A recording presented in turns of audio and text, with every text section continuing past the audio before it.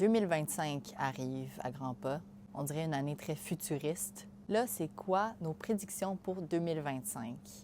Alors, j'ai fait quelques petites recherches. Et par recherche, je veux dire, je suis allée sur les réseaux sociaux et j'ai vu qu'est-ce qui revenait souvent et qu'est-ce que je pense qui va perdurer pour la prochaine année. J'ai remarqué qu'il y a un gros trip sur l'hydratation. J'ai remarqué qu'il y a beaucoup de créateurs de contenu, d'influenceurs qui commencent à faire la promotion de poudre électrolyte pour vraiment booster l'hydratation, si on veut. C'est plus les grosses bouteilles d'eau qui sont comme vraiment à la mode, c'est vraiment les produits ajoutés. Oui, c'est ça.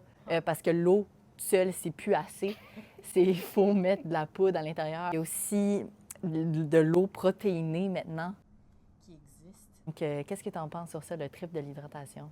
Par où commencer? Ça se pourrait très bien que ça reste. Probablement que les gens vont se rendre compte aussi qu'ils peuvent le faire eux-mêmes en ajoutant juste un petit peu de sel dans leur eau. Ils n'ont pas besoin d'acheter des produits pour le faire. Là. Ça, je juge pas, mais je pense pas que c'est nécessaire. Non, je juge zéro. J'en ai même presque acheté parce qu'il y a une créatrice de contenu que j'aime full qui en parlait. J'étais comme, peut-être c'est ça que j'ai besoin parce que je bois beaucoup de café, je suis tout le temps genre déshydratée. Bien, on a un article là-dessus, je pense que ça peut valoir la peine d'aller le revisiter. Pour ce qui est, tu parlais des protéines, je dois avouer que je fais partie des zélés. Non, c'est pas vrai, on n'est pas des zélés. Là. Je fais partie de ceux qui ont repensé beaucoup leur consommation de protéines parce que j'aime pas me mettre des étiquettes, là, mais on pourrait dire que je suis flexitarienne, parce que je mange très, très, très peu de viande, mais je suis pas végétarienne. Fait que je fais pas mes calculs pour être certaine d'avoir vraiment mangé le nombre de protéines requis. Puis je me suis rendu compte que j'en mangeais juste vraiment pas assez. Puis je me rends compte de la différence que ça fait quand j'en mange assez, puis quand j'en mange aussi le matin. Mais j'ai vraiment remarqué une différence dans mon énergie, puis dans mon humeur, puis dans mon sommeil. C'est pas malsain, là. Mais pour moi, dans ma pratique, on dirait juste ça pour me convaincre. On dirait du gaslight. C'est pas malsain, je suis correcte. Moi aussi, je suis dans ce mode-là de je mange plus de protéines, puis je suis plus consciente des protéines que je mange aussi. Bien, je vois déjà beaucoup de mimes là-dessus. Fait que quand quelque chose est un mime, c'est que c'est cimenté dans la culture. On a parlé un peu du fait que les mocktails étaient très populaires en 2024.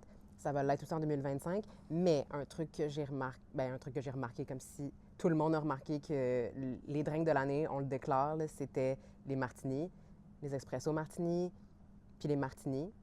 J'ai pas pu embarquer dans le train du martini parce que je trouve ça immonde.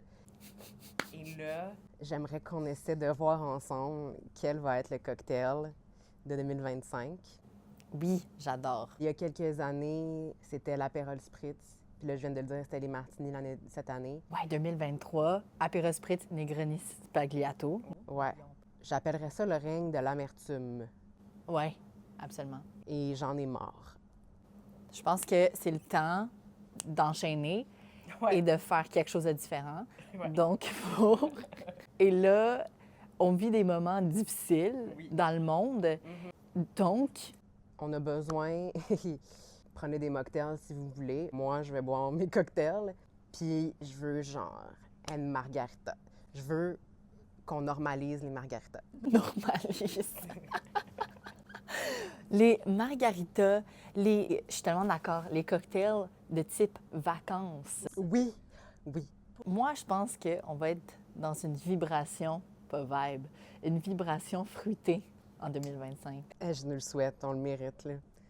On mérite de ne pas se faire violence avec des drinks amers. Ouais. Retour aux sources. Oui.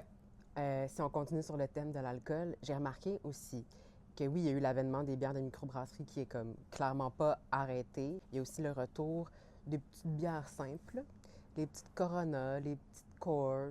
Ouais, un genre de retour à la simplicité qui va continuer. Aussi, ces marques-là, ils ont commencé à sortir des seltzers, ils ont commencé à sortir des trucs sans alcool aussi.